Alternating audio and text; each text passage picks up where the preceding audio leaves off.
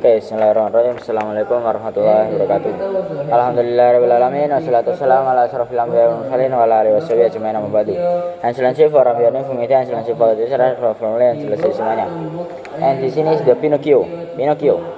Karena saya tidak bisa bahasa Inggris, saya menjelaskan pakai bahasa Indonesia. Ini Pinocchio itu adalah kartun Pinocchio. Nah, pada suatu hari di Italia itu ada bapak-bapak orang tua yang namanya Geppetto. Nah, Geppetto ini hidup sendirian dan kesepian, tapi keseharian hariannya itu cukup, lebih dari cukup. Lalu saat dia kesepian, dia itu membuat boneka atau patung laki-laki gitu. Lalu patung laki-laki itu diberi nama Pinocchio. Lalu pada saat dia sendirian, dia itu berkata kepada boneka itu, saya ingin pengen punya anak laki-laki lah, biar patung itu hidup. Lalu saat Geppetto itu bilang kalau ini patungnya pengen hidup, lalu ada peri itu mendengar perkataannya si Geppetto. Lalu peri ini menaburkan serbuk kepada patung Pinocchio itu. Lalu makanya Pinocchio itu hidup gitu. Tapi peri itu berkata kepada Pinocchio bahwa jadilah anak yang baik dan membuat Geppetto bangga gitu. Lalu Geppetto itu menyekolahkan mendidik Pinocchio, menyekolahkan Pinocchio gitulah, seperti anak-anak biasa.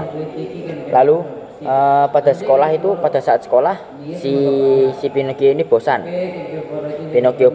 Lalu dia itu bolos sekolah. Lalu saat di rumah dia itu ditanya kepada orang tuanya, apakah kamu bolos gitu, apakah kamu sekolah? Dia itu menjawab iya. Lalu saat pokoknya setiap Pinocchio itu bohong, irungi itu dowong. Lalu pokoknya dawa terus Pinocchio bosan sekolah, terus putus sekolah. Saat putus sekolah, dia itu diajak orang untuk ikut sirkus. Lalu saat ikut sirkus itu si Pinocchio ini tidak suka sirkus itu. Lalu dia itu tahu bahwa si Geppetto ini saat dia itu mau tunjuk pada acara sirkus, Pinocchio itu mendengar dari kata-kata orang-orang bahwa ada laki-laki tua yang ditelan paus.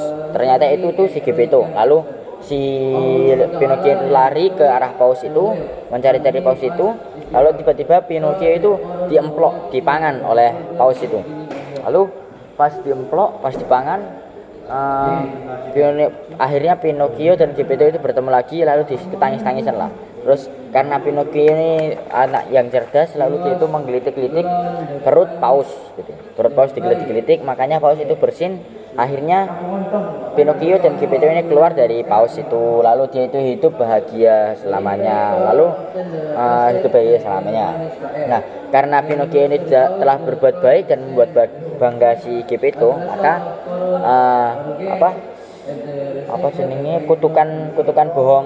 kutukan bohong irung mancung itu wis ilang. Terus Pinocchio ini juga tidak pernah bohong lagi, makanya tidak ada situ lagi. Makanya pesan yang diambil dari pesan Pinocchio ini, jangan suka berbohong dan banggakan kedua orang tuamu, mumpung kedua orang tuamu masih ada gitu. Oke, jika ada salah kata mohon maafkan. Thank you very much, thank you for watching. Assalamualaikum warahmatullahi wabarakatuh. Menjadi sombong